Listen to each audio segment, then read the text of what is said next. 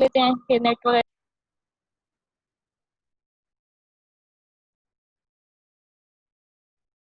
Okay, so let's start the session. Hi everyone, welcome to the second session of the Big Data Week being held by Confizz as part of the Confizz Learning Series.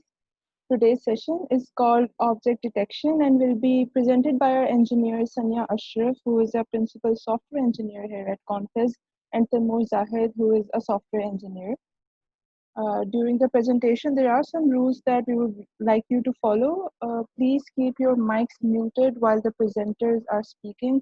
If you have any questions, the presenters will prompt you themselves to ask them, and we will also have a question and answer session at the end of the presentation. So you can take all of your questions there. You can also use the session chat if you have any discussions or questions that you want to have. So, okay, so let's start with today's session. Our first presenter is Sanya. Sanya, you can start. Thank you, Tajeedi. Assalamualaikum everyone. Here is Sanya Ashraf, and my presentation topic object detection. I'm a principal software engineer, and my co-presenter is Taimur Zahid. Let's start.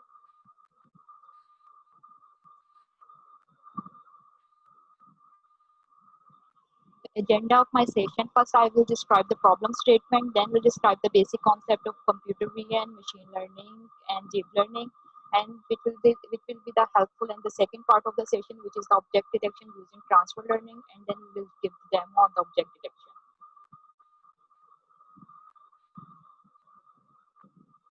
So first, I will describe the problem statement. First, I will describe the. Can you guys hear me clearly? जी आपकी आवाज बिल्कुल perfectly आ रही है. Okay, sure. Let's start. So first I will describe the problem statement. So what is the object detection? What is the purpose of the object detection? So it is to identify and to localize object in images. Basically, we need to assign a class to each object in an image and draw boundary box around each classified object. Actually, we want to devise a system which can take an input of an image, and image can have multiple objects, which can be a person, people, animals, and vehicles, and the output of the system will be that there will be the boundary box around each object. So first I will describe the basic concept, what is the computer vision.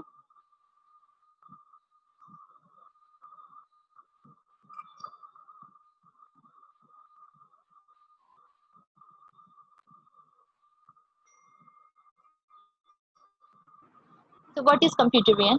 Computer vision is interdisciplinary field between the different fields. It is interconnected with pattern recognition, artificial intelligence, is image processing, mathematics, physics, signal processing. Actually, it is deeply interconnected with the linear algebra, and you can say linear algebra is the computer vision is a practical example of the linear algebra. So what is computer vision? Computer vision is empower machines to understand the images and videos. So हम क्या चाहते हैं कि जिस तरह से हम इंसान देख सकते हैं और कोई इमेजेस को देख के कोई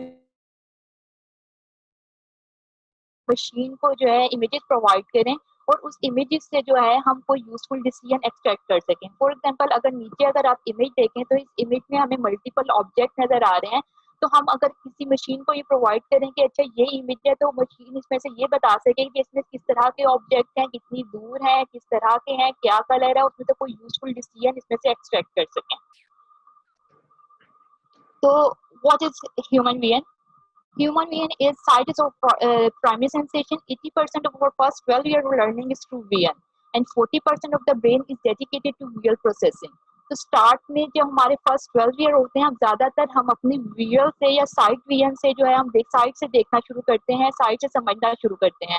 फॉर एग्जांपल अगर अभी भी जब हम अडल्ट में भी जब हमें कोई चीज प्रेजेंट करनी होती है तो हमारा ह्यूमन ब्रेन जो है वो ज्यादा विजुअल प्रोसेसिंग को अब्सॉर्ब करता है एज कम्पेयर टू रिटर्न या कोई चीज वर्बली बताई जा रही है. फॉर एग्जाम्पल जब हमने अभी भी स्टेटिस्टिक्स प्रेजेंट करने होते हैं तो हम प्रेफर करते हैं कि हम इसको ग्राफिकल वे में प्रेजेंट करें ताकि एब्सॉर्ब ह्यूमन ब्रेन इसको एब्सॉर्ब कर सके. तो ऑब्जेक्ट डिटेक्शन से ह्यूमन विजन में किस तरह से होती है. For human vision object detection या विजन का सोर्स क्या होता है, आई होता है. हम उसमें विजुअलाइज करते हैं, तब आई जो है उसको लोकेट करती है, देन रिकॉग्नाइज करती है, क्लासिफाई करती है और फिर एंड पे बताती है कि कौन सा ऑब्जेक्ट है।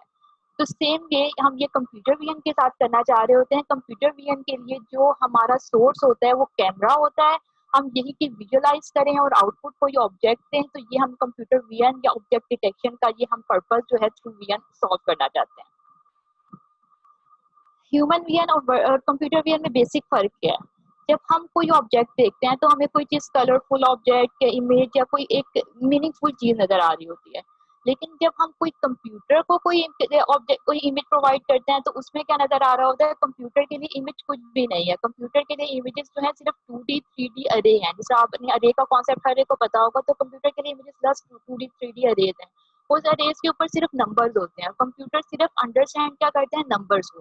तो कंप्यूटर विजन इसलिए भी एक चैलेंजिंग फील्ड है कि हमने इन नंबर से जो है वो सारी चीजें या सारे काम हमने करवाने होते हैं जो कि एक इंसानी आंख देख सकती है। और इसमें अगर हम ये इस तरह की कोई अरे जैसा कंप्यूटर आपको सेकंड इमेज नजर आ रहा होता है, सेकंड इमेज नजर आ रहा है, इस तरह का जो हमें जब हम मशीन को देते हैं तो मशीन में इमेज इस तरह से रिप्रेजेंट होता है, और इसका जो कोई एक यूनिट जो होता है उसको हम बोलते हैं पिक्सल बोलते हैं, और उसके ऊपर कोई नंबर पड़ा हुआ होता है। There are different types of images. Black and white होता है, ग्रे इमेज होते हैं, कलर इमेजेस होते हैं। ब्लैक एंड व्हाइट जिस तरह मैंने कहा कि हर इमेज एक जो है वो 2D या 3D अरे है और उसके ऊपर कोई पिक्सल पड़ी, पिक्सल उसका जो है यूनिट है, और उसकी pixel value in the case of black and white या वैल्यू उसकी 0 होगी या 1 होगी। In case of grey image उस पिक्सल की वैल्यू 0 से लेकर 25 टू 55 किसी भी रेंज में हो सकती है। कलर इमेज में भी यही होता है, लेकिन कलर इमेज और ग्रे इमेज में फर्क क्या होता है? इसमें डिफरेंट चैनल्स होते हैं। अब चैनल भी कलर इमेज में डिफरेंट स्पेसेस होती हैं। जो बेसिक स्पेस यूज होती है वो RGB होती है, मतलब उसकी कलर्ड इमेज में कोई एक जो पिक्सल होती है वो 3 चैनल से मिलकर बनी होती है। अगर मैं RGB की बात करूं तो RGB कलर के अंदर R, G एंड B तीनों में 0 से 255 की रेंज की कोई एक वैल्यू पड़ी होगी, और वो मिलके इस कलर्ड इमेज की एक पिक्सल बना रही होगी। तो ये इसमें डिफरेंट टाइप्स होते हैं और डिफरेंट इसका फर्क होता है इसमें टाइप इमेजेस की types. Let's understand the concept of filtering या फिल्टर या कर्नल, इसका कॉन्सेप्ट अंडरस्टैंड करते हैं जो आगे आगे कन्वोल्यूशन न्यूरल नेटवर्क CNN में यूज होता है। जब हम फिल्टरिंग की बात करते हैं तो हमारे पास क्या होता है? हमारे पास एक इनपुट इमेज होता है जिसको हम f(x, y) कह रहे होते हैं। एक इसके ऊपर हम फिल्टर अप्लाई करते हैं। फिल्टर भी एक 2D अरे ही होती है और ज्यादातर 3x3 या 5x5 का लिया जाता है, और इसका आउटपुट कोई आउटपुट इमेज होता है जो कि इनपुट इमेज की तरह का ही होता है। हमने हर पिक्सल के ऊपर इस पे फिल्टर अप्लाई करना होता है। फिल्टर अप्लाई किस तरह से हो रहा होता है? Let move towards this image. You can see कि मैंने पहले वाले इमेज को कहा हुआ है कि जी इसकी मैंने लेट सपोज 1 जो कि रेड कलर का बाउंड्री हुआ है इसके ऊपर मैंने फिल्टर अप्लाई करना है। इस 1 वाली पिक्सल को मैंने कह दिया सोर्स पिक्सल कह दिया, और इसके ऊपर मैंने फिल्टर क्या अप्लाई करना है? मैंने 3x3 का ये फिल्टर अप्लाई करना है जिसमें आप वैल्यूज देख सकते हैं 400000000-4। अब जब मैंने 1 के ऊपर अगर मैंने फिल्टर अप्लाई करना है तो मैं इस फिल्टर की सेंट्रल पिक्सल जो है इसकी सोर्स पिक्सल के ऊपर रखूंगी, और हर पिक्सल के नीचे पिक्सल बाय पिक्सल जो भी वैल्यूज आई होंगी वो आपस में मल्टीप्लाई होंगी और इसमें प्लस उसमें ऐड हो जाएंगे। इसको बोलते हैं कि डॉट प्रोडक्ट हो जाएगा। इसके मल्टीप्लाई होने के बाद ऐड हो जाएंगी और जो भी इसका आंसर आएगा वो उसकी डेस्टिनेशन पिक्सल के ऊपर चला जाएगा। तो इस तरह से ये जो फिल्टरिंग है या कॉन्वोल्यूशन भी इसको कहते हैं, इस और फिल्टर का दूसरा नाम कर्नल भी होता है। ये फिल्टरिंग जो है वो हर हर पिक्सल के ऊपर अप्लाई हो रही होती है, और हर पिक्सल के ऊपर अप्लाई होने के बाद जैसा कि आप साइड पे एक मैंने जो है इमेज एनिमेशन लगाई हुई है जो कि फिल्टर को अप्लाई कर रही है और उसकी जो है आउटपुट जो है आउटपुट कन्वर्ट फीचर के अंदर दिखा रही है। तो इस तरह से पूरे इमेज के ऊपर फिल्टरिंग अप्लाई होती है, और आप ये साइड पे देख रहे होंगे कि depending upon the image size और फिल्टर साइज हम इसमें कुछ एक्स्ट्रा पिक्सल ऐड कर रहे होते हैं जिसको हम पैडिंग कहते हैं, ताकि जो हमारा आउटपुट इमेज का साइज हो वो उतना ही हो जो कि इनपुट इमेज का साइज है। तो ये फिल्टरिंग का बेसिक कॉन्सेप्ट है। फिल्टरिंग जो है हमारे डिफरेंट पर्पसेस के लिए यूज हो सकती है। हम अब फॉर एग्जांपल अगर मैं इस वाले बात करूं तो इसमें ब्लर इमेज यूजिंग फिल्टरिंग जो है इसकी हेडिंग है, और इसमें अगर आप साइड जो मेरा लेफ्ट वाला इमेज है इसके ऊपर अगर हम ये वाला कर्नल या फिल्टर अप्लाई करते हैं तो उसका आउटपुट इमेज कुछ इस तरह का आता है जो कि ब्लर हुआ होता है। वो ब्लर क्यों हुआ होता है? क्योंकि अगर आप देखें तो मेरा फिल्टर किस तरह का है, 1/9 1/9 1/9, यानी कि इसकी टोटल फिल्टर की 9 बॉक्सेस हैं और उसके ऊपर 1/9 पड़ा होगा। इसका मतलब यह है कि इसके नीचे आने वाली तमाम पिक्सल सिर्फ ऐड हो रही होंगी और डिवाइडेड बाय 9 हो रही होंगी। तो it is just a simple average. तो ये अपनी साथ वाली पिक्सल्स को देखते हुए उसका एवरेज कर देता है। तो इसको तो जब भी इस तरह से कर रहा होता है तो ये ब्लर कर देता है इमेज को। फिल्टरिंग या इस तरह के जो फिल्टर्स होते हैं वो हमारे नॉइज रिमूवल के लिए भी यूज हो रहे होते हैं। Sanya, sorry to interrupt you. Can you move a little away from the mic? Your voice is cracking a little, so I think that would fix it.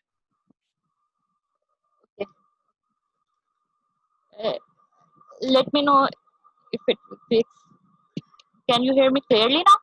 Yes, just move a little away from the mic. Okay. Sure. Okay, I think it will be fine now. You can resume. Let's continue. Okay. अच्छा, यहाँ पे अगर देखें तो अगर मैं आप लोगों से पूछूं सारे ह्यूमन बीइंग के थ्रू, अगर आप लोग इसमें से बताएं कि क्या ये जो इमेज एक ब्लर सा या ब्लरी सा नजर आ रहा है, इसमें से आप कुछ रिकॉग्नाइज कर सकते हैं कि ये है क्या, कौन सा ऑब्जेक्ट है, किस तरह का ऑब्जेक्ट है? Anyone? Yes, I can recognize. ये किस तरह का ऑब्जेक्ट है? अगर मतलब अगर आपसे पूछा जाए कि एनिमल है, पर्सन है, व्हीकल है, तो क्या कौन सा ऑब्जेक्ट है? It's an animal and rhinos. Rhino है। ठीक है, तो इसमें जब आपने मतलब रिकॉग्नाइज किया तो आपने कुछ लर्न किया हुआ था, आपने इसके फीचर आपने कहा कि अच्छा इसमें जो है इस तरह के फीचर्स हैं, ये कोई हाइट इसकी इतनी है, ये एनिमल से मिलता जुलता है, इसके इधर हॉर्न भी हैं। अच्छा है तो ये एनिमल लेकिन ये हॉर्न भी है, तो इसका मतलब है इधर ये राइनो है, इसके दरमियान इतना है तो ये वाला एनिमल होगा, ये नहीं होगा। मतलब आपने पहले ह्यूमन विजन ने इसको एब्जॉर्ब करने की कोशिश की, लोकलाइज करने की कोशिश की, देन इसमें से डिफरेंट फीचर्स एक्सट्रैक्ट किए। ये फीचर्स किस तरह के थे? जैसे आपने height, weight, distance between the leg, horn, और फिर आपने कहा अच्छा जो आपकी ब्रेन ने लर्न की हुई थी ट्रेनिंग या कहीं पे डेटा पड़ा हुआ था, आपने उसमें से कहा अच्छा ये वाले फीचर्स होना तो ये एनिमल जो है ना ये राइनो होगा। तो इस तरह से आपने इनपुट प्रोसेस की, आपकी ह्यूमन विजन से इनपुट गई ब्रेन तक, ब्रेन ने उसमें से फीचर एक्सट्रैक्ट किए और फीचर एक्सट्रैक्शन के बाद उसमें से आपने जो ट्रेनिंग हुई हुई थी उस ब्रेन ने ट्रेनिंग के थ्रू उसका कोई आउटपुट एक यूजफुल इमेज या ऑब्जेक्ट डिटेक्शन कर दी। तो यही काम हम कहते हैं कि जब ऑब्जेक्ट डिटेक्शन, तो जो हमने डिफरेंट ये हमने प्रोसेस या डिफरेंट प्रोसेस में डिवाइड किया है, तो यही काम हम कहते हैं कि कंप्यूटर भी इसी तरह से किसी भी इमेज को देखे, उसकी फीचर एक्सट्रैक्शन करे और फीचर एक्सट्रैक्शन के थ्रू उसमें से कोई ऑब्जेक्ट या डिटेक्ट करना है तो उसमें ऑब्जेक्ट डिटेक्शन या यूजफुल आउटपुट दे सके। फॉर एग्जाम्पल ये अगर हम इसको इनपुट प्रोवाइड करते हैं that is the vehicle and motorcycle, तो इसमें से फीचर एक्सट्रैक्ट करें तो इसमें से कौन कौन से फीचर जी, अच्छा इसका व्हील है, कितने व्हील हैं, क्या कलर है, क्या साइज है, तो इस तरह के फीचर एक्सट्रैक्ट करें, यूजफुल फीचर्स, और इन फीचर्स की बेस के ऊपर कोई आउटपुट यूजफुल आउटपुट प्रोवाइड कर सके। Computer vision and machine learning. Computer vision जिस तरह से अभी हमने देखा कि कंप्यूटर विजन है क्या, कंप्यूटर विजन की इनपुट हमेशा इमेजेस होती हैं या वीडियोस होती हैं, videos are also the combination of the images.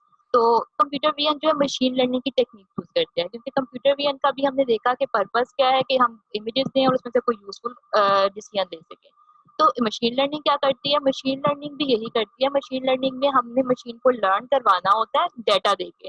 Data useful data देंगे तो यूजफुल आउटपुट आएगी। तो जिस तरह का डेटा होगा, मशीन लर्निंग में डेटा लेते हैं, उसमें से फीचर एक्सट्रैक्शन होती है और उसके ऊपर कोई ट्रेनिंग एल्गोरिदम मशीन लर्निंग के लगते हैं और उसके ऊपर कोई आउटपुट आ जाती है। फॉर एग्जाम्पल, तो ये जिस तरह से अगर हमने ये कहना है कि अगर हम ये देख सकें कि ये कैट है या डॉग है, इसको क्लासीफाई कर सकें, तो क्लासीफाई जैसा हम बात की थी क्लासिफिकेशन रिग्रेशन की, तो ये अगर हम क्लासीफाई की बात कर सकेंगे, अगर कोई एक ऑब्जेक्ट प्रोवाइड करें और उसमें से हम बता दें कि ये कैट है या डॉग है, तो मशीन लर्निंग कर क्या रही होती है? मशीन लर्निंग में हम इसको इस तरह के इमेज काफी इस तरह का डेटा प्रोवाइड करते हैं, वो इस इमेज में से फीचर एक्सट्रैक्ट करता है, देन ट्रेनिंग एल्गोरिदम रखते हैं और उसके कोई आउटपुट जो करके ट्रेन मॉडल रख देता है। At the time of deployment कोई नया इमेज आता है, वो उसमें से सेम यही प्रोसेस कर रहा होता है और लर्न मॉडल के थ्रू हमें प्रिडिक्शन दे रहा होता है। तो मशीन लर्निंग में इसके कंप्यूटर वीएन और मशीन लर्निंग में क्या होता है, कंप्यूटर वीएन में जो मशीन लर्निंग के एल्गोरिदम में जो चीज फीड हो रही होती है वो इमेजेस होते हैं, और मशीन लर्निंग में कुछ भी हो सकता है, बट कंप्यूटर वीएन यूज करते हैं मशीन लर्निंग के एल्गोरिदम को इमेजेस की प्रोसेसिंग या इमेजेस की से कोई यूजफुल डिसीजन लेने के लिए।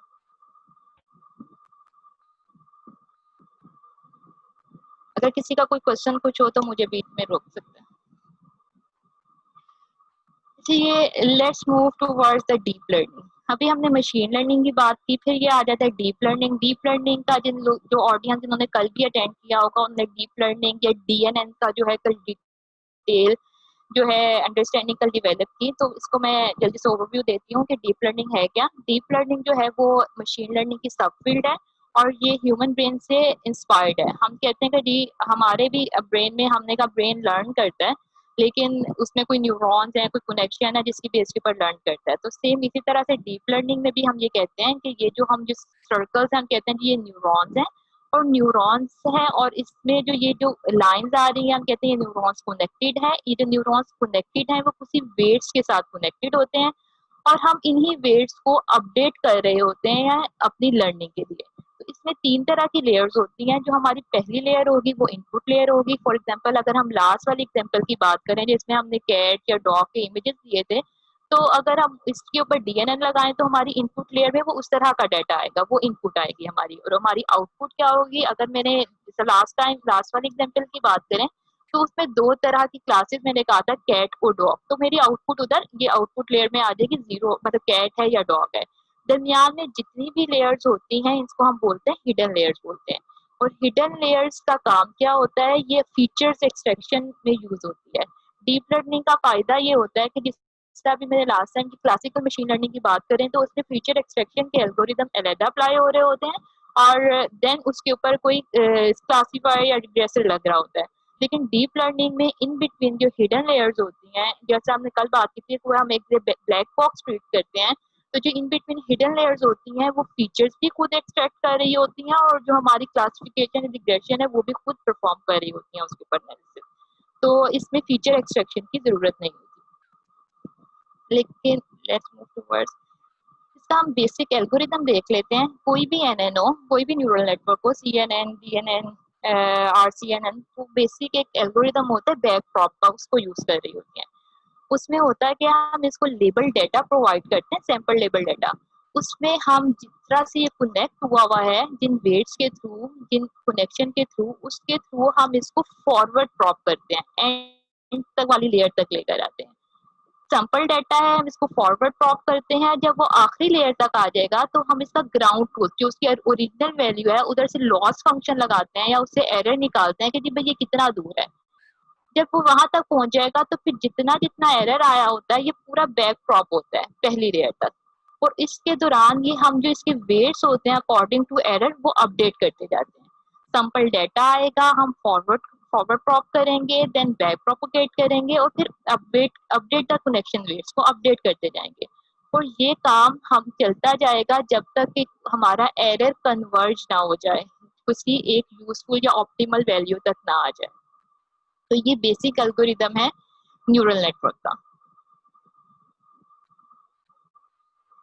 न्यूरल नेटवर्क जो है, सिंपल न्यूरल नेटवर्क या क्लासिकल न्यूरल नेटवर्क जो है वो ज्यादातर डेटा के लिए यूज होते हैं। इमेजेस के लिए प्रेफर किया जाता है कि कॉन्वोल्यूशनल न्यूरल नेटवर्क यूज हो। अब कॉन्वोल्यूशनल न्यूरल नेटवर्क है क्या, कॉन्वोल्यूशनल न्यूरल नेटवर्क सेम है। तो न्यूरल नेटवर्क का बेसिक कॉन्सेप्ट बिल्कुल उसी तरह से है कि इसमें जो पहली लेयर है वो इनपुट लेयर है, आखिरी लेयर आउटपुट लेयर है, दरमियान वाली लेयर जो है हमारी हिडन लेयर्स हैं। लेकिन इसमें फर्क क्या होता है, इसमें जो इनपुट लेयर्स होती है वो इन टर्म्स ऑफ हम इमेजेस प्रोवाइड करते हैं। जो इसमें 2 तरह की बेसिक लेयर होती हैं, एक को कह रहे होते हैं हम कॉन्वोल्यूशनल लेयर और एक को कह रहे होते हैं मैक्सपुल लेयर। कॉन्वोल्यूशनल लेयर में क्या होता है, जिस तरह भी मैंने आपको बताया फिल्टरिंग का कॉन्सेप्ट, इसमें जो वेट्स होते हैं वो इंटर होते हैं। अगर हम सिंपल न्यूरल नेटवर्क की बात करें तो हर न्यूरॉन अपने तमाम न्यूरॉन के साथ कनेक्ट होता है, लेकिन यहाँ पे हर न्यूरॉन जो है एक 3x3 के लेट सपोज अगर 5x5 का कर्नल है तो 5x5 की विंडो के साथ पिछली वाली पिक्सल के साथ कनेक्ट होगा। तो ये इसके वेट्स और ये जो इसकी ये वाली फीचर मैप आ रहा होता है वो इसकी कॉन्वोल्यूशन या फिल्टरिंग के बाद आ रहा होता है। और इसके मल्टीपल चैनल्स हो सकते हैं, जितने ज्यादा चैनल होंगे उतने ज्यादा ये फीचर मैप को एक्सट्रैक्ट करता रहेगा। तो ये दरमियान में फीचर एक्सट्रैक्शन और फीचर मैपिंग के एल्गोरिथम थ्रू कॉन्वोल्यूशन और फिल्टरिंग बन रहे होते हैं। नेक्स्ट इसकी एक लेयर होती है मैक्सपूल लेयर, जो कि इसमें से इसको आप कह लें कि रिडक्शन के लिए, डायमेंशनलिटी रिडक्शन के लिए यूज हो रही होती है। आखिरी वाली लेयर को हम कहते हैं जी फुली कनेक्टेड, या हर न्यूरॉन अपनी पिछली तमाम लेयर के साथ कनेक्ट होता है।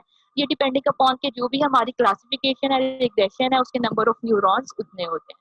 तो ये कॉन्वोल्यूशनल न्यूरल नेटवर्क की अब बेसिक स्ट्रक्चर होता है। इसमें हम लेयर्स बढ़ा सकते हैं, कम कर सकते हैं, चैनल बढ़ा सकते हैं, इसके ऊपर डिफरेंट एक्टिवेशन फंक्शन अप्लाई हो रहे होते हैं, वो चेंज कर सकते हैं। तो जब भी CNN या न्यूरल नेटवर्क की ट्रेनिंग होती है तो डिफरेंट हाइपर पैरामीटर्स ट्रेन होते हैं, जिसमें number of layers, activation function, कितने चैनल्स हैं। तो ये सारी ट्रेनिंग के बाद हम अपने एक्सपेरिमेंट्स के थ्रू एक कोई ट्रेन अच्छा न्यूरल नेटवर्क ट्रेन कर सकते हैं। अभी जिस तरह से मैंने बात की कि कॉन्वोल्यूशन न्यूरल नेटवर्क में डिफरेंट हायरार्की होती है, दरमियान वाली लेयर्स जो होती हैं वो as a feature extractor use होती हैं। तो अगर हम इन फीचर्स को हम इनको रियलाइज कर सकते हैं, जिस तरह से अगर हम बात करें कि लेट्स सपोज कि अगर मैंने कोई ह्यूमन एक कॉन्वोल्यूशन न्यूरल नेटवर्क ट्रेन किया था और फेस को डिटेक्ट करता था या फेस को रिकग्नाइज करता था, तो मे बी जो दरमियान वाली जो पहली लेयर है उसने एजेस को लर्न करना सीखा हो, उससे अगली वाली लेयर ने कौन से फीचर्स लर्न किए हैं, आई इधर है, नोज इधर है, लिप ये होता है, चिन ऐसी होती है। और जो आखिरी वाली लेयर होगी वो पूरा फेस जो है वो डिटेक्ट कर सकती है या फेस रिकग्नाइज कर सकती है। CNN जो है, हमने जैसा मैंने बात की कि CNN प्रेफर किए जाते हैं फॉर इमेजेस, NN जो है वो प्रेफर नहीं किए जाते, क्योंकि CNN में सभी हमने देखा कि CNN की जो इनपुट या आउटपुट होती है वो इन टर्म्स ऑफ इमेजेस ही होती है, और उसके जो वेट्स होते हैं वो उसकी आम न्यूरल नेटवर्क की निस्बत कम होते हैं। दूसरा, इमेजेस में जो है ये सिमेंटिक होती है कि हर इमेज के अंदर एक पिक्सल अपनी नेबरहुड पिक्सल से ज्यादा कोरिलेट होता है एज कम्पेयर टू जो उन पिक्सल से जो दूर होते हैं। तो ये उस वाले सिमेंटिक को जो है इनकॉर्पोरेट कर रहा होता है। सेकंड, इसमें अगर फॉर एग्जांपल अगर मैंने कैट डिटेक्ट करना है और कैट कहीं भी हो सकती है इमेज के, तो convolutional neural network translation invariant होता है, कहीं पे भी हो तो वो उसको इनकॉर्पोरेट कर रहा होता है। ऑब्जेक्ट डिटेक्शन एंड लोकलाइजेशन में क्या फर्क है? ऑब्जेक्ट डिटेक्शन की बात करें तो पहले मैंने दिया कि अगर मेरे पास सिंगल ऑब्जेक्ट है, एक इमेज है, इसमें सिंगल ऑब्जेक्ट है, और मैं इसको एक इमेज प्रोवाइड करती हूँ और उसकी आउटपुट जो है अगर वो कहता है जी ये कैट है या डॉग है, सिर्फ इस तरह की कोई इनपुट, तो इसको हम कहते हैं कि ये क्लासिफिकेशन कर रहा है। नेक्स्ट, एक ही मेरे पास एक इमेज के अंदर एक ही ऑब्जेक्ट हो सकता है। अब मैं उसको इमेज प्रोवाइड करूँ, वो मुझे ये बताने के साथ कि ये कैट है, और उसके ऊपर मुझे एक बाउंड्री बॉक्स भी ड्रॉ कर दे, लोकलाइज भी कर दे कि ये किस जगह पे है, तो इसको हम कहते हैं ये क्लासिफिकेशन प्लस लोकलाइजेशन कर रहा है। देन आते हैं मल्टीपल ऑब्जेक्ट की तरफ, कि एक इमेज से मल्टीपल ऑब्जेक्ट हो सकते हैं, और मैं अगर इसको इस मतलब ऑब्जेक्ट डिटेक्शन में क्या होता है कि अगर हम उसको इमेज प्रोवाइड करें और वो हर ऑब्जेक्ट के ऊपर जो है बाउंड्री बॉक्स ड्रॉ कर दे, यानी कि लोकलाइज भी कर दे और क्लासीफाई भी कर दे, तो इसको हम कह रहे होते हैं कि ऑब्जेक्ट डिटेक्शन है।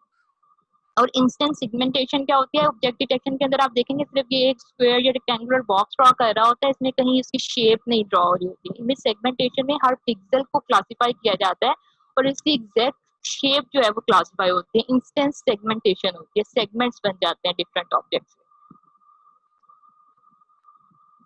ऑब्जेक्ट डिटेक्शन की डिफरेंट अप्रोचेज हैं। मशीन लर्निंग के, क्लासिकल मशीन लर्निंग की जो पहले अप्रोचेज यूज होते हैं, scale invariant feature, transform shift है, histogram of oriented gradient features है। और डीप लर्निंग की डिफरेंट अप्रोचेज हैं कि डिफरेंट लोगों ने डिफरेंट नेटवर्क ट्रेन किए ऑब्जेक्ट डिटेक्शन के लिए, जिसमें से RCNN, fast RCNN, faster RCNN, single shot multi box detector, you only look on जोलो जो कि काफी यूज हो रहा है, single shot refinement neural network, retina net और डिफॉर्मेबल कॉन्वोल्यूशन नेटवर्क। तो जो पहले हमने जो टेस्ट किया है, मतलब हमने SSD यूज किया है, रीजन RCN योलो यूज किया है, और हमने ट्रांसफर लर्निंग किया थ्रू इंसेप्शन बेस SSD के ऊपर। हमने पहले जितने भी न्यूरल नेटवर्क ट्रेन हुए थे वो किस तरह से काम करते थे? वो टू स्टेज डिटेक्टर होते थे। वो कहते थे वो है वो कहते थे अच्छा जी ये इमेज है मेरे पास और मैंने इसमें से अगर कोई ऑब्जेक्ट डिटेक्ट करना है तो वो दो हिस्सों में डिवाइड करते थे इमेज को। पहले इसके रीजन डिवाइड करते थे, यानी कि जी इतने रीजन डिवाइड कर लिए और उसके बाद हर रीजन के ऊपर कोई क्लासीफायर लगा देते, अच्छा ये कौन सा ऑब्जेक्ट है, ये कौन सा ऑब्जेक्ट है। लेकिन जो योलो है, योलो को हमने थोड़ा डिटेल देखा था। योलो जो है वो वन स्टेज डिटेक्टर है, ये इमेज को एट ए टाइम ही देखता है, इसमें कोई टू में डिवीजन नहीं होती। ये रीजन भी खुद से डिवाइड कर रहा होता है और उसमें से ऑब्जेक्ट भी खुद से जो है वो लोकलाइज कर रहा होता है।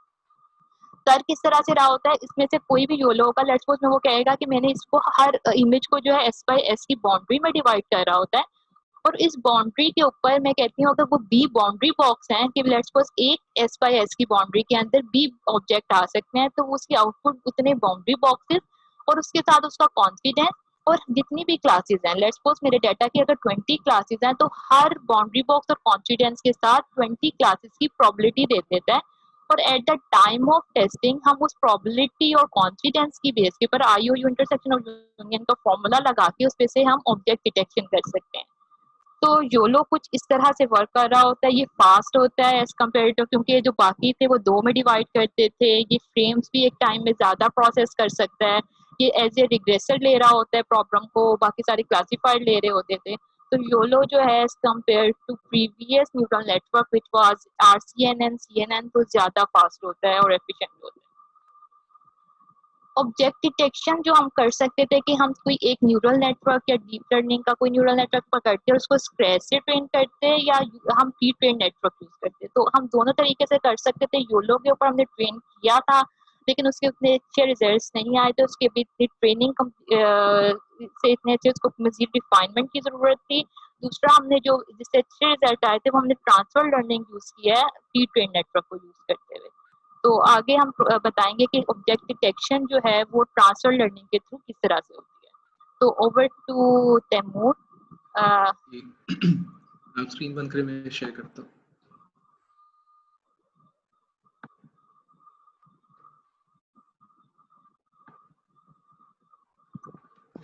विजिबल है मेरी स्क्रीन सारों को? Yes. ठीक है, तो स्टार्ट हम लेते हैं। हमने object detection using transfer learning करनी है और टेंसरफ्लो इसमें यूज किया है। तो हमारा जो ट्रांसफर लर्निंग जैसे आपने पहले पढ़ा था ऑब्जेक्ट डिटेक्शन, उसमें था कि मल्टीपल लोकलाइजेशंस को हम ट्रांसफर उसमें कहते हैं ऑब्जेक्ट डिटेक्शन। तो यहाँ पे जो हमारा डाटा सेट यूज हुआ है वो पास्कल का VOC डाटा सेट है, 2008 चैलेंज है। इसमें जो डाटा सेट है इसमें 10,000 इमेजेस हमारे पास टोटल हैं और 4 ब्रॉड कैटेगरीज हैं लेकिन 20 क्लासेस हैं जिसमें ऑब्जेक्ट्स डिवाइडेड हैं। तो हमारे पास जो फॉर्म है हर इमेज के कॉरस्पॉन्डिंग एक XML फाइल है, उस XML फाइल के अंदर ऑब्जेक्ट की लोकेशन बाय पिक्सल वाइज जैसा बताई हुई है कि एक बाउंडिंग बॉक्स बनाया हुआ है from minimum X value Y value to maximum X value and Y value, जो एक रेक्टेंगल की फॉर्म बनता है। तो टोटल 4 ब्रॉड कैटेगरीज जो हमारे पास है, पर्सन, एनिमल, व्हीकल और इंडोर आइटम्स हैं। तो ट्रांसफर लर्निंग का जो बेसिकली पर्पस होता है, थोड़ा सा डेफिनेशंस का टाइम आ गया है कि transfer learning allows us to utilize the knowledge gained while solving one problem and applying it to a different but related problem. तो ये काफी इंपॉर्टेंट पार्ट है कि रिलेटेड प्रॉब्लम होनी चाहिए ताकि हम ट्रांसफर लर्निंग को यूटिलाइज ठीक तरीके से कर सकें। हम प्री ट्रेन मॉडल यूज करते हैं जो जी I might be wrong, but isn't a VOC a class recognition data set? मैं फॉलो नहीं कर सका। क्लासिफिकेशन डाटा सेट है तो बेसिकली ये object detection is classification. But in object detection we need bounding boxes. जी, तो VOC में हमें वो XML फाइल जो मैंने जिस तरह मेंशन किया था बेसिकली यही है कि उसके पास इंफॉर्मेशन होती है कि बाउंडिंग बॉक्स कहाँ पे है और वो क्लास कौन सी है। Okay, thank you. तो प्री ट्रेन मॉडल हम यूज करते हैं। तो प्री ट्रेन मॉडल का पर्पस बेसिकली होता है कि वो इतने मैसिव डाटा सेट पे ट्रेन हो जाते हैं कि वो एक जेनेरिक मॉडल का रोल प्ले करते हैं ऑफ द विजुअल वर्ल्ड।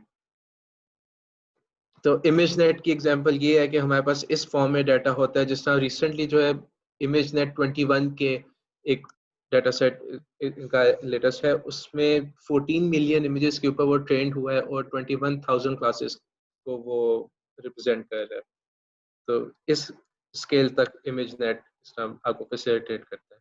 तो जो सेकंड आपके पास होती है ऑप्शन ट्रांसफर लर्निंग केस में, वो कोको डाटा सेट है, कॉमन ऑब्जेक्ट इन कॉन्टेक्स्ट। ये इमेज सेगमेंटेशन के केस में, जैसे यहाँ पे आपको नजर आ रहा है कि पिक्सल लेबलिंग हुई है, तो ये इमेज सेगमेंटेशन के केस में अगर आप यूज करें तो फिर ये आपकी फर्स्ट चॉइस होनी चाहिए।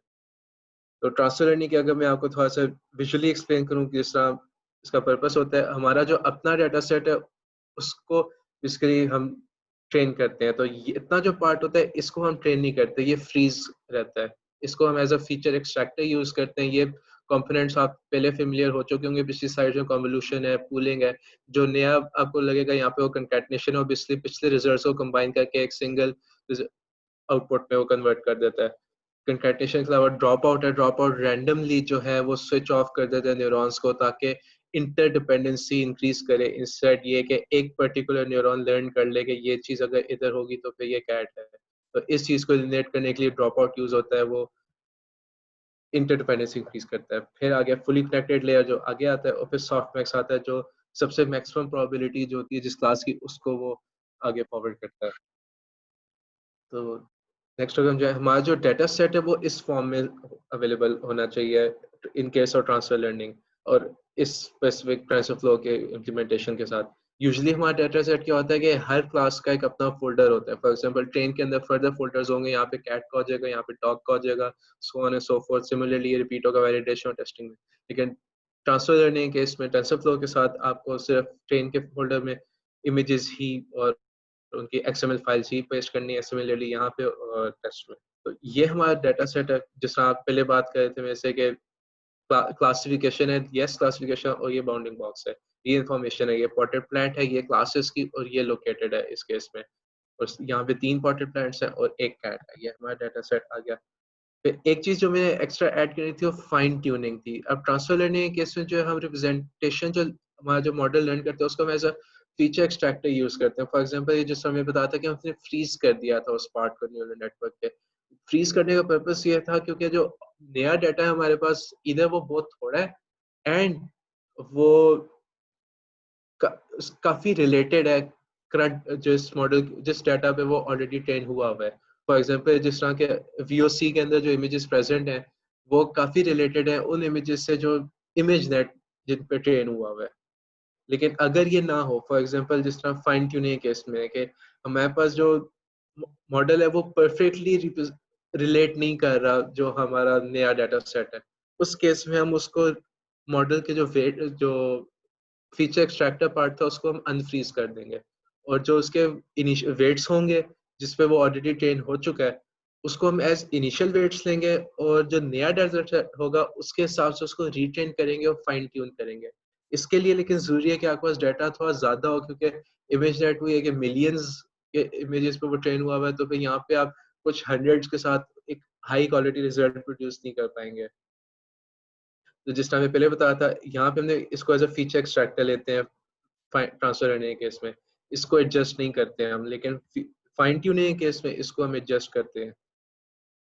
तो ये ट्रांसफर लर्निंग की एग्जांपल है कि फीचर एक्सट्रैक्शन इस तरह होती है। बेसिकली जब फर्स्ट कन्वोल्यूशन और पूलिंग लेयर्स के बाद पास होता है तो उसका एकदम ना सिर्फ साइज छोटा होता है बल्कि उसके सर्टेन फीचर्स हाईलाइट हो जाते हैं। जैसे जैसे वो कन्वोल्यूशन लेयर्स से पास थ्रू होता है सर्टेन फीचर्स ज्यादा हाईलाइट होते रहते हैं। अब ये फाइन ट्यूनिंग की एग्जांपल है कि अगर आपने कैंसर डाटा सेट के ऊपर ट्रेन करना है अपने मॉडल को, तो वहां पे आपको इस तरह के इमेजेस चाहिए जो डायरेक्टली रिलेट नहीं कर रहे उन इमेजेस से जिस पे वो इमेज नेट के जो डाटा है। तो यहाँ पे आपको फाइन ट्यूनिंग करनी होगी, और इस तरह के इमेजेस आपको जो है थोड़े ज़्यादा चाहिए होंगे। तो अब हम थोड़ा सेटअप के ऊपर आ जाते हैं कि एग्जैक्टली हमने इसको टेंसरफ्लो में करना किस तरह। हमने टेंसरफ्लो 1.14 यूज़ करनी है, क्योंकि करंटली जो है transfer learning with object detection API जो है टेंसरफ्लो 2 में अवेलेबल नहीं है। तो इसकी वजह से हमें 1.14 में ही जाना होगा जो रेकमेंडेड है। तो फर्स्ट स्टेप आपकी होती है एक लेबल मैप फाइल बनानी है आपने। इस तरह की होता है, सबसे पहले आइटम इस तरह एक आईडी आती है और आईडी के कॉरस्पॉन्डिंग आपने बता देना है कौन सी क्लास को रिप्रेजेंट करे। हमारे केस में टोटल 20 क्लासेस हैं, तो ये आगे रिपीट होगा फॉर एवरी पर्टिकुलर क्लास। तो सेकंड स्टेप जो है हमारा, जितनी भी XML फाइल्स हैं हर इमेज के कॉरस्पॉन्डिंग एक XML फाइल है उसको हमने CSV फाइल में कन्वर्ट करना है। ये हमें एक स्क्रिप्ट गिवन है, हमने थोड़ी सी वैल्यूज चेंज करके इसको हमने कन्वर्ट कर देना है CSVs में। फिर उसके बाद CSV को हमने टेंसरफ्लो रिकॉर्ड फाइल में जनरेट करना है। ये हमारे पास इसकी भी फाइल गिवन है, इसमें भी सर्टेन चीज़ें ऊपर नीचे करनी है, लेकिन बाकी मोर और लेस एज ए ही यूज़ होता है। फिर आ जाता है ट्रेन मॉडल करना। तो यहाँ पे हमारे पास दो ऑप्शन है बेसिकली। एक ये फाइल यूज़ करना है मॉडल मेन, अगर ये यूज़ नहीं करेंगे तो फिर आप train.py यूज़ कर सकते हैं, लेकिन अगर आप train.py यूज़ करेंगे आपको test.py भी यूज़ करनी पड़ेगी। लेकिन अगर आप मेन यूज़ करेंगे तो फिर इसमें आपका ट्रेनिंग टेस्टिंग एक ही फाइल में कवर हो जाएगा। तो ड्यूरिंग ट्रेनिंग आपको फिर लॉस से अंदाजा आप लगा सकते हैं कि कितना वो मॉडल एक्यूरेटली ट्रेन हो रहा है। हमारे केस में जो था loss was around 3। Ideal case में जो था 0 और 1 के दरमियान हो, जितना क्लोज हो सकता है 0 के उतना अच्छा हो। लेकिन हमने just for proof of concept उसको 5 मिनट इपॉक्स के लिए ही ट्रेन किया। लेकिन अगर आप 20,000 समथिंग इपॉक्स के अराउंड ट्रेन करेंगे तो डेफिनेटली लॉस बहुत नीचे आ जाएगा। वंस आप ट्रेनिंग कंप्लीट हो चुकी है, आप सेटिस्फाइड हैं कि जो आपके मॉडल की परफॉर्मेंस है वो आपके यूज केस के लिए परफेक्ट है, आप उसको एक्सपोर्ट कर सकते करके आगे उसको आप इन्फ्रेंस परफॉर्म करेंगे। इन्फ्रेंस परफॉर्म करने की एग्जांपल ये है, अभी मैं आपको डिटेल दिखाता हूँ नोटबुक पे। तो ये हमारा बेसिकली इमेजेस है। एक सेकेंड, ये अगर हमारा फर्स्ट इमेज है तो इसके कॉरस्पॉन्डिंग जो XML फाइल है वो इस तरह के बना है कि यहाँ पे उसका इमेज की ओरिजिन तो हाइट है, फिर उसके बाद जो पर्टिकुलर कैट की क्लास है उसकी लोकेशन xmin ymin और xmax ymax इनको यूज करके उसका रेक्टेंगल बन जाएगा बाउंडिंग बॉक्स। सिमिलरली जितनी क्लासेस हैं उतना ये रिपीट होंगे इस तरह की वैल्यूज। तो वंस आपके पास ये चीज़ हो जाएगी, फिर आपने एनोटेशंस को यूज करते हुए इसका CSV फाइल बनानी है। CSV फाइल का मैं आपको दिखा देता हूँ एक बार। तो इसमें अभी जो कैट वाला जो था हमारा, उसकी मिनिमम मैक्सिमम वैल्यूज और ओरिजिनल हाइट जाके हम रिलेट कर सकें, और जित एक ही इमेज जो है अगर आप नोटिस करें मल्टीपल टाइम्स रिपीट हो रहा है जितनी क्लासेस हैं उस इमेज में। तो ये हमारे पास CSV फाइल आ गई। वंस CSV फाइल हमारी हो गई तो उसके बाद हमने रिकॉर्ड फाइल बनानी होगी। इसको मैं व्यू नहीं कर सकता, ये थोड़ा सा उसका फॉर्मेट डिफरेंट है। तो वंस ये चीज़ हो गई, फिर आपने मॉडल को ट्रेन करना है, और जब ट्रेन कर लिया आपने फिर एक्सपोर्ट करना है जो इधर आके सेव हो जाएगा। हमने 7 अटेम्प्ट्स की थी जिसमें से जो 7th अटेम्प्ट थी ये सबसे ज़्यादा अच्छे रिजल्ट शो करी थी। तो इसका फ्रोजन इन्फ्रेंस ग्राफ का जो लिंक है ये आपने कॉपी करना है, और अब मैं आपको दिखाता हूँ इसको आगे। ये आपका फाइनल नोटबुक है, यहाँ पे आपने पेस्ट कर देना फ्रोजन को। सिंस मैं बताया था 7th वर्जन जो था हमारा सबसे अच्छे रिजल्ट उसने दिए थे, तो इस केस में हमने उसको यूज़ करते हुए आगे मॉडल्स को इन्फ्रेंस परफॉर्म किया। ये कुछ हेल्पफुल फंक्शंस हैं जो ऑलरेडी गिवन होते हैं टेंसरफ्लो वालों ने प्रोवाइड किए हुए आपको, और आप इनको यूज़ करके इन्फ्रेंस परफॉर्म कर सकते हैं। कुछ जगहों पे मल्टीपल टाइम हुआ है, कुछ केसेस में बहुत अच्छा इसने परफॉर्म किया है, और कुछ जगहों पे मिस क्लासिफिकेशन हुई है। यहाँ पे मल्टीपल हो गया, यहाँ भी अच्छी क्लासिफिकेशन हुई है, इधर अच्छी हुई है, और यहाँ पे सही नहीं हुई। तो मोर और लेस ये आपका ऑब्जेक्ट डिटेक्शन API है। अगर आपने खुद से इसको एक्सप्लोर करना हो, एक सेकंड, तो ये टेंसरफ्लो ऑब्जेक्ट डिटेक्शन API का ट्यूटोरियल है। यहाँ पे रेकमेंडेड 1.4 पे ही आप करें ट्राई। मेरी तो ये सजेशन है क्योंकि 1.15 पे थोड़ा सा इश्यूज होते हैं और 2 पे अवेलेबल नहीं है। तो मोर और लेस ये था। अगर किसी को कोई क्वेश्चंस हैं तो प्लीज़ पूछ सकते हैं। अभी कंक्लूड भी मैं कर देता हूँ एक बार, पे आप क्वेश्चंस के बाद फिर पूछेगा। तो स्टार्ट हमने जो था बेसिक कॉन्सेप्ट्स लिया था जिसमें आपको कन्वोल्यूशन लेयर, पूलिंग और फुली कनेक्टेड लेयर के बारे में बताया गया था।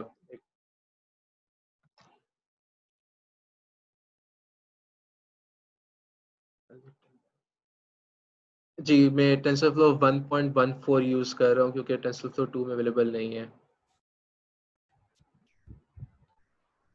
और 2 में अभी आ रहा है क्योंकि कुछ ऐसी सर्टेन लाइब्रेरीज हैं जो टेंसरफ्लो 2 में एग्जिस्ट नहीं करती, और जो ऑब्जेक्ट डिटेक्शन API है उसकी डिपेंडेंसी थी उन लाइब्रेरीज पे, तो इसकी वजह से अभी एग्जिस्ट नहीं करता इसका इक्विवेलेंट कोई टेंसरफ्लो 2 में।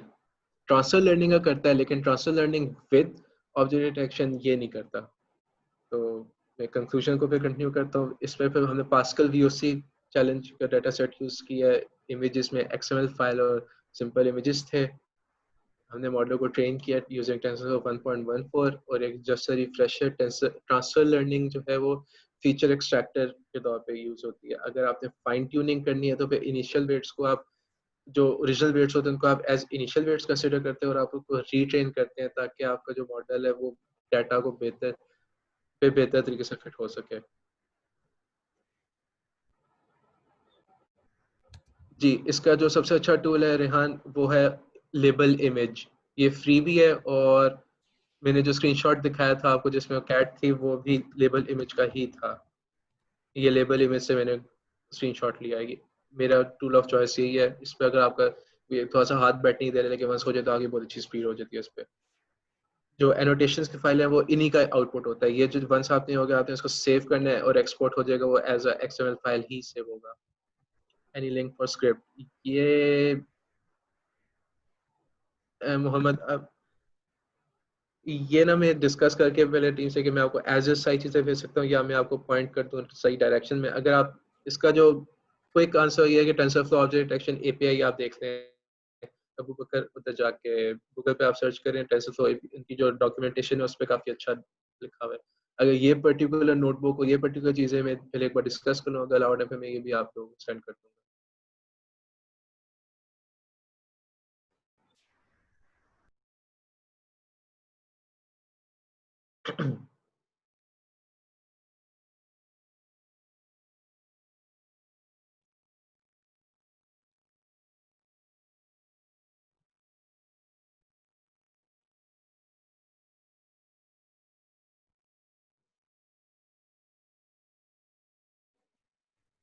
Okay, so if anyone has any questions, they can ask the presenters now.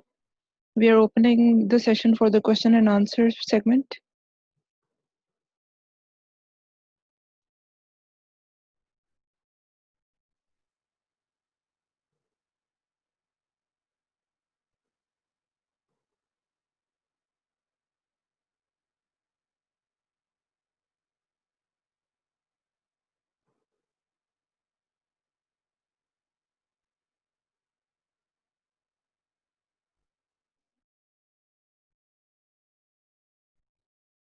Any questions from the audience?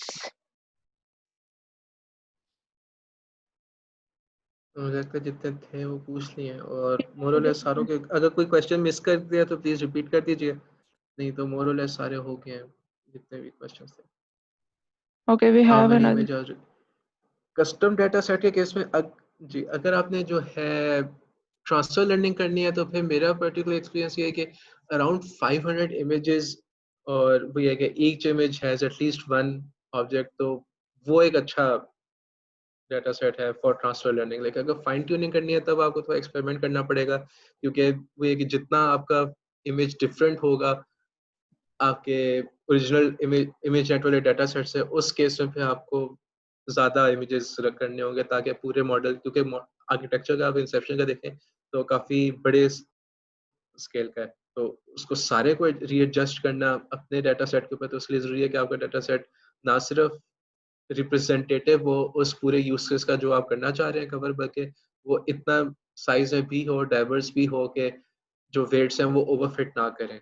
तो फाइन ट्यूनिंग के इसमें थोड़ा सा ज़्यादा मुश्किल है इसको कस्टम डाटा सेट बनाने में। आपको थोड़ा सा साइज और वेरिएंस पे ध्यान रखना होता है। लेकिन ट्रांसफर लर्निंग के इसमें 500 इमेजेस एक बहुत अच्छा नंबर है आपको एक अच्छे रिजल्ट देने के लिए।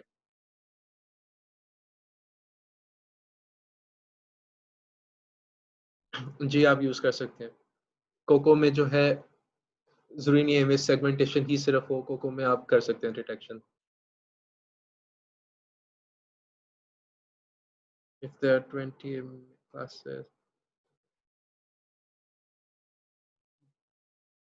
40 one test sample. ये थोड़ा सा मुश्किल क्वेश्चन है, क्योंकि एसएसडी के केस में जो है अब वो डिपेंड करता है ऑब्जेक्ट्स के साइजेस कैसे हैं, ओरिएंटेशंस कैसी हैं, क्योंकि जितने भी फ्रंट लाइटिंग में होंगे वो तो डेफिनेटली बहुत अच्छे डिटेक्ट होंगे, लेकिन अगर कोई जिसकी किसी की ओरिएंटेशन थोड़ी सी खराब है, या कोई थोड़ा बैकग्राउंड में, या ओवरलैपिंग हो गया कि जो फॉर एग्जांपल दो ऑब्जेक्ट्स एक दूसरे के आमने सामने है, लेकिन जो उनमें से एक है वो ज्यादा डोमिनेंट है with respect to the camera angle, तो उस केस में एक्यूरेसी इफेक्ट हो सकती है। तो ये प्योरली ऑब्जेक्ट्स की ओरिएंटेशन और उनके साइजेस और लोकेशन पे डिपेंड करता है। अराउंड 4 आवर्स लगे हैं इसको ट्रेन करने में 500 इपॉक्स के लिए, लेकिन हमने सीपीयू पे किया है इसको ट्रेन, जीपीयू पे क्योंकि 500 इपॉक्स से तो इतना नीड नहीं, जरूरत नहीं बनी थी कि हम जीपीयू एक्सेस लें उसके लिए, लेकिन जीपीयू पे डेफिनेटली एक्सपोनेंशियली टाइम कम हो जाता है, तो अच्छा आइडिया है। अगर ऑब्जेक्ट्स बहुत कम साइज में है तो फिर उस केस में ये है कि अगर आप इस तरह के इमेजेस ले सकते हैं जिसमें वो ऑब्जेक्ट से बेहतर तरीके से रिप्रेजेंट हो रहे हैं, क्योंकि ओवरलैपिंग अगर हर एक ऑब्जेक्ट, फॉर एग्जाम्पल जिस तरह जो मैं आपको इमेज दिखा था पॉटेड प्लांट्स का, वो एक पर्टिकुलर प्लांट कैट उसके आगे थी, तो जितना पार्ट वो नजर आता उतना उन्होंने उसको कर दिया था एनोटेट। लेकिन अगर सारे इमेजेस ऐसे हैं जिसमें पॉटेड प्लांट्स का बॉटम पार्ट विजिबल ही नहीं है, तो फिर वो डेफिनेटली वो इम्पैक्ट करेगा जब कोई ऐसा इमेज आ जाए तो जो काफी डिफरेंट हो आपके ट्रेनिंग सेट से। तो उस केस में एक्यूरेसी इंप्रूव करने के लिए जरूरी है आप कुछ इस तरह का डाटा इंक्लूड करें जहाँ पे इमेज जो ऑब्जेक्ट ऑफ इंटरेस्ट है वो 3D से विजुअली नजर आ रहा हो, एटलीस्ट ये कि आप उसे सब सेंस बन रही हो उसकी कि ये ऑब्जेक्ट इस तरह पड़ा हुआ है और ये ऑब्जेक्ट के लुक एग्जैक्ट डायमेंशंस ये हैं। और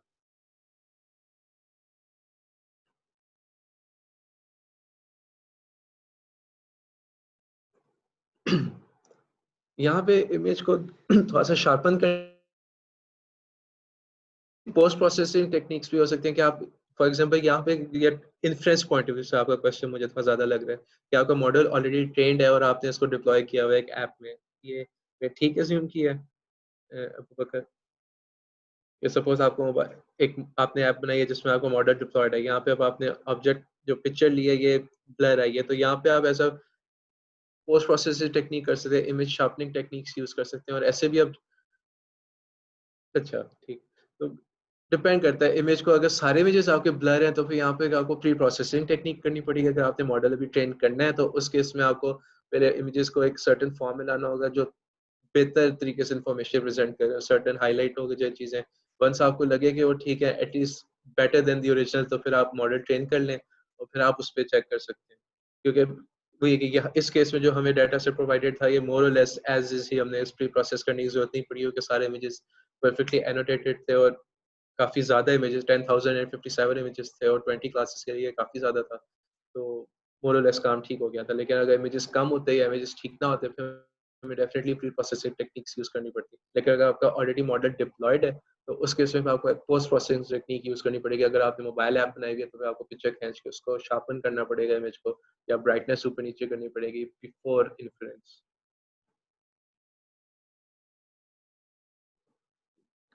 जी, तजल्ली का एक छोटी सी अनाउंसमेंट, आप डायरेक्ट भी क्वेश्चंस पूछ सकते हैं, इसका ज़रूरी नहीं है कि आप यहाँ भी टाइप करें, आपके कंफर्ट लेवल की बात है। मैं ज़रा क्वेश्चन आंसर कर दूँ, सॉरी मुझे इसमें ये है why tensor objection there other platform why, एक तो मेनली मेरा एक्सपीरियंस काफ़ी ज़्यादा है टेंसरफ्लो पर्टिकुलरली यूज़ करने का, कि पाईटॉर्च डेफिनेटली अवेलेबल है और इवन आंड्रे करवैती ने भी पाईटॉर्च की काफ़ी तारीफ़ें की हुई हैं, लेकिन मेरी अपनी पर्टिकुलर बायसनेस थी टेंसरफ्लो यूज़ करने की, और कोई बट मेन रीज़न नहीं है। एक तो रिजल्ट्स तो ऑब्वियसली पाईटॉर्च भी आपको दे सकता है, लेकिन यहाँ पे मेरी अपनी बायसनेस थी टेंसरफ्लो की तरफ।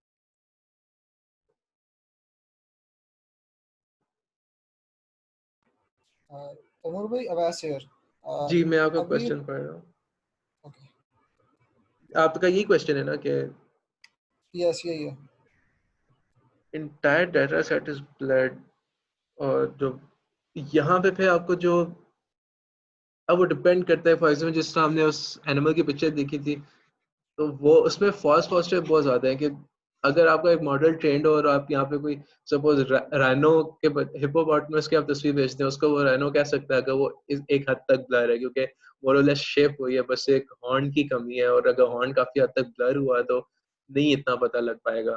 तो यहाँ पे फिर आपका यूज केस से डिपेंड करता है। अगर आपने एक जर्नल डिटेक्टर बनाना है कि, लेकिन अगर आप को थोड़ा सा स्पेसिफिक एक्यूरेसी ज़्यादा चाहिए या क्रिटिकल सिचुएशन है, सपोज आपने ये गाड़ी इस तरह किसी सेल्फ ड्राइविंग कार में डिप्लॉय हो रहा है या किसी ड्रोन में डिप्लॉय हो रहा है, वहाँ पे एक्यूरेसी और एग्जैक्ट मेजरमेंट्स बहुत बड़ा रोल प्ले करती हैं उसके ट्रेजेक्टरी में और ड्राइविंग पाथ में। तो यहाँ पे आपको as a pre processing technique एक फंक्शन आप ले सकते हैं, शार्पन इमेज, और आप उसमें कुछ सर्टन पैरासॉस लगाते हो कि आप स्पेसिफाई कर सकते हैं, हाई पास फिल्टर्स बना लें आप, वही बेसिकली जिनको वाइट बॉक्स एल्गोरिथम्स कहते हैं, आप ये बना लें, और इमेज जब उससे पास हो एक सर्टन लेवल ऑफ उसके शार्पनेस उसमें आ जाए, और एक सर्टन उसकी ब्राइटनेस में भी एडजस्टमेंट हो जाए ताकि वो बेहतर रिप्रेजेंट करो, और वही फंक्शन आप जब इन मॉडल को डिप्लॉय करें उस केस में आप वही फंक्शन आप दोबारा रिपीट करें ताकि जब इमेज नया ब्लर इमेज एक्वायर हो उसको वो थोड़ा सा ट्रांसफॉर्म करके उस मॉडल को भेज दे और इन्फ्रेंस परफॉर्म कर ले। लेकिन प्योरली ब्लर इमेजेस के साथ एज इज काम करना एक इतनी अच्छी अप्रोच नहीं है क्योंकि एक्यूरेसी में डेफिनेटली बहुत कमी आएगी, तो ये भी आपकी नूर, प्रॉब्लम पे डिपेंडेंट है। प्री प्रोसेसिंग के साथ तो हम शार्पन कर लेंगे, लेकिन जी वही शार्पनिंग फिर न्यूरल नेटवर्क लर्न नहीं कर लेगा खुद ही, हमें फिर प्री प्रोसेसिंग करने की जरूरत नहीं होगी। नहीं, ये थोड़ा सा डिफरेंस है क्योंकि न्यूरल नेटवर्क को तो हमने ये बता दिया ना कि इस ब्लर इमेज का मतलब है कैट, इस ब्लर इमेज का मतलब है डॉग। उसको ये नहीं हमने कहा कि इसको इम्प्रूव करना है बाय एनी मींस, उसने बस कोरिलेट करना है, एक मैपिंग बनानी है from this blur images of cat to a label cat. उसको ये नहीं उसने करना होगा कि चलो फिर मैं ब्लर को शार्पन करूं फिर देखूं कैट होती है, क्योंकि उसको नहीं पता ये कैट क्या है। हमने जो डाटा भेजे मॉडल के लिए वो रियल वर्ल्ड रिप्रेजेंटेशन है, हम जो डाटा भेजेंगे वो उस मॉडल की वर्ल्ड है। यहाँ पे ये नहीं है कि हमने तो अब असल एक नॉन ब्लर ऑब्जेक्ट्स अगर देखे इसका ये मतलब नहीं है कि न्यूरल नेटवर्क एज्यूम करेगा। और अगर हम ट्रांसफर लर्निंग करें फिर तो डेफिनेटली ये इशू करेगा क्योंकि उसके अपने वेट्स में वो फिर उसकी अपनी जो बायसनेस है जो फीचर्स एक्सट्रैक्ट करता है वो चीज़ असल में रिप्रेजेंट नहीं हो रही डाटा में, क्योंकि अगर आपके आधे से ज़्यादा फीचर एक्सट्रैक्टर्स जो हैं वो लाइन और एज डिटेक्टर्स हैं और ब्लर इमेजेस में लाइन और एजेस ही नहीं होती तो फिर वो बहुत गंदी परफॉर्मेंस हो जाएगी। और अगर आप फ्रॉम स्क्रैच ट्रेन कर रहे हैं फिर मेरा जो पहले आर्गुमेंट थी कि वही दुनिया उसके लिए है जो आपने उसको बना के दी है। तो आप ब्लर इमेजेस भेजेंगे तो ब्लर को बता देगा, लेकिन उनमें डिफ्रेंशिएट करना इतना अच्छा उसके पास नहीं होगा ग्राउंड के राइनो वर्सेस हिपो या कैट वर्सेस डॉग, क्योंकि अगर आप कॉर्गी का इमेज भेजें जो छोटा सा डॉग होता है तो उसको कैट कह सकते हैं क्योंकि अगर वो ब्लर हो। ये ठीक है, इधर कुछ टेक्निक्स, हाँ जी, पोस्ट प्रोसेसिंग टेक्निक्स और प्री प्रोसेसिंग टेक्निक दोनों जो है अप्लाई करते हैं। और जब जिस तरह से हम ट्रेनिंग करवाते हैं, फॉर एग्जांपल अगर सभी बात करें ब्लर की या शार्पनिंग की, तो जैसा मेरा एक वर्क था फेशियल एक्सप्रेशन सिंथेसिस के ऊपर, तो जिसमें उसमें हम यही करते थे कि प्री प्रोसेसिंग जो शार्पनिंग वगैरह और पोस्ट प्रोसेसिंग में हम उसको जो है, जो मेरा हमने नेटवर्क ट्रेन किया था वो ब्लर कर देता था, मेरा इमेज को काफी ब्लर कर देता था। तो पोस्ट प्रोसेसिंग टेक्निक में मैं उसको शार्पन करती थी इमेज को, वो इमेज जैसा भी आता था रियल वर्ल्ड में, तो मैंने वो जो ट्रेनिंग थी वो मेरी इमेजेस रियल वर्ल्ड जो ह्यूमन पर्सन पे हुई हुई थी, लेकिन वो आर्ट वर्क के ऊपर भी वो एक्सप्रेशन को सिंथेसाइज कर सकता था और उसको पोस्ट प्रोसेसिंग टेक्निक में हम शार्पन करते थे इमेज को। Thank you very much.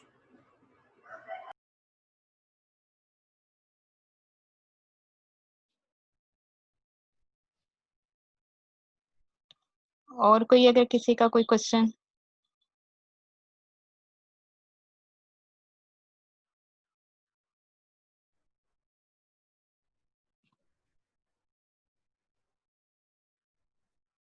Okay, I think that's all from the audience, so we can wrap up now. Thank you so much, Sanya and Timur, for presenting today on object detection. It was a really detailed session, and I'm sure we had a lot to learn today. And thank you for handling the question and answer session really well as well. Uh, to the audience, I'd like to thank you all for attending the session today and participating.